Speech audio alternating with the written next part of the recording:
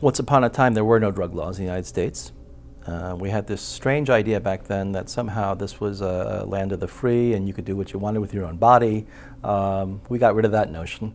Once upon a time, we believed that prisons had the purpose of rehabilitating prisoners.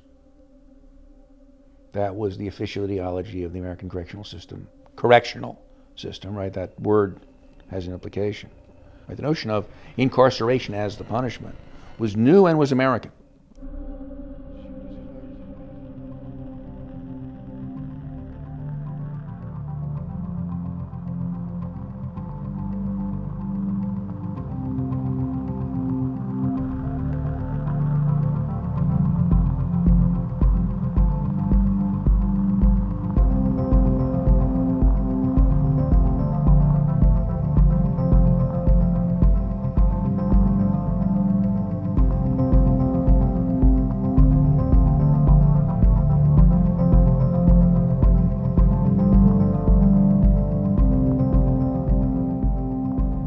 We have 25% of the world's prisoners, even though we only have 5% of the world's population.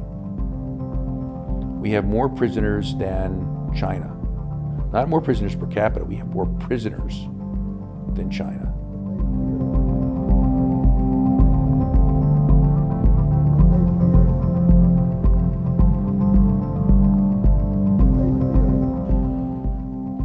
How do we get into this mess? So the story goes like this. The high point in crime in American history was in the 1820s and 30s, which is also coincident with a time when alcohol use was extremely high in the United States. America was a very hard-drinking country. Crime started going down before the Civil War. From the end of the Civil War to the early 60s, American incarceration rates are, you know, more or less even. They go up, they go down. The rate of incarceration is roughly level at about 110 per 100,000 from 1920 to 1970. From the beginning of Prohibition, which we recognize was a lawless kind of time, you know, the whole Roaring 20s, then the whole Depression, then during World War II, and with people being in the Army, the rate of incarceration is roughly level at about 110 per 100,000. Then into the post-war boom, into the stable 50s, into the turbulent 60s. At which point the incarceration rate proceeds to quintuple. So we're now running at 740 prisoners per 100,000 population. 700 per 100,000. It's grown sevenfold, you know, in 40 years. What explains a dramatic change in such a long-standing phenomenon? Why 1970? And my conclusion is 1970 is the conclusion of the Civil Rights Act, the Civil Rights Movement, and the beginning of the war on drugs. But it's not as if we built those prisons for no reason. There was a genuine crime wave. I mean, look at the crime statistics from 1962 to 1975. It's really scary. And I think part of the reason that liberalism has had a tough row to hoe in American politics is that the crime explosion was under our watch.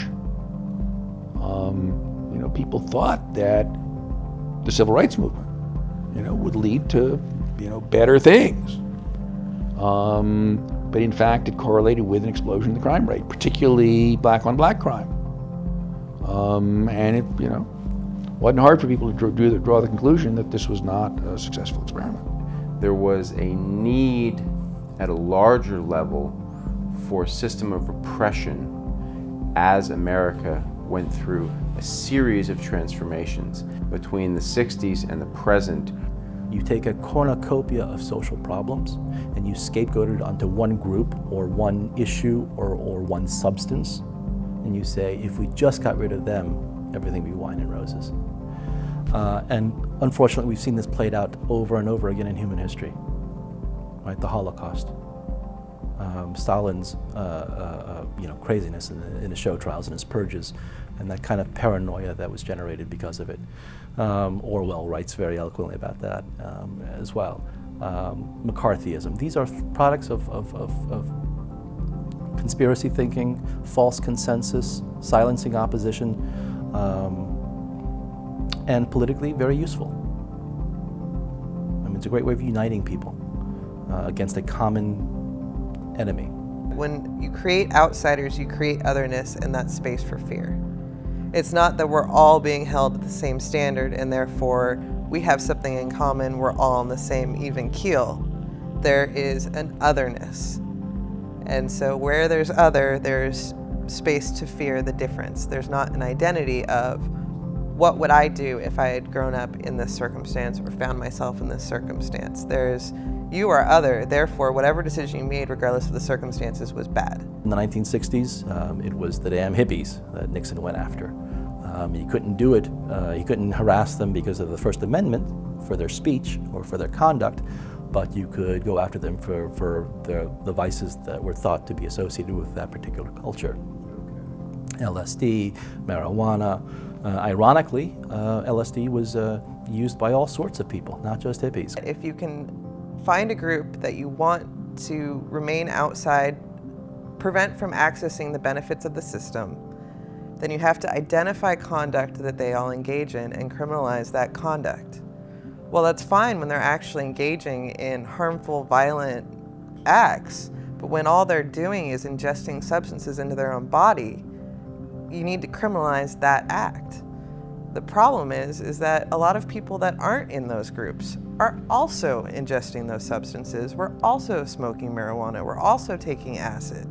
We're also taking MDMA. But again, it was singled out, one particular group, for social control. So the drug war has always been about social control in the United States. Our drug policy is really based on fear. And I think that you know, we want to hide the things that we don't want to look at.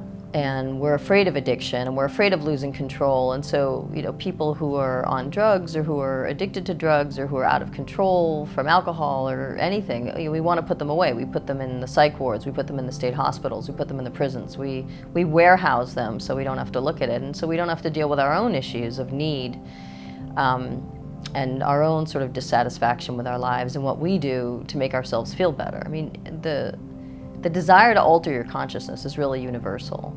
Back in the 1970s, early 1980s, I was one of the advocates for building more prisons.